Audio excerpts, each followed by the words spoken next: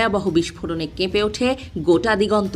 মিনিটের পর minute siren বাজার পর আইডিএফ হোম ফ্রন্ট কমান্ড যখন ঘোষণা করল যে নাগরিকরা এখন বাংকার বা শেল্টার থেকে বের হতে পারবেন, তখনও মানুষের চোখে মুখে ছিল মৃত্যুর আতঙ্ক।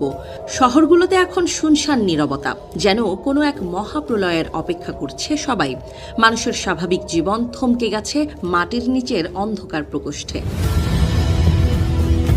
ইসরায়েলের স্বাস্থ্য মন্ত্রণালয়ের দেয়া তথ্য মতে গত এক সপ্তাহের ইরানি হামলায় অন্তত ১৩ জন ইসরায়েলি প্রাণ হারিয়েছেন। আহতের সংখ্যা দাঁড়িয়েছে ১,৯২৯ জনে। যুদ্ধের এই বিভীষিকা কেবল মিসাইলের আঘাতেই সীমাবদ্ধ নেই। হুড়োহুড়ি করে শেল্টারে আশ্রয় নিতে গিয়েও আহত হয়েছেন অসংখ্য মানুষ। গত ২৪ ঘণ্টাতেই ১৫৭ জন আহত হওয়ার খবর নিশ্চিত করেছে কর্তৃপক্ষ। ইসরায়েল কর্তৃপক্ষ। হাসপাতালের বেডগুলো এখন যুদ্ধাহতদের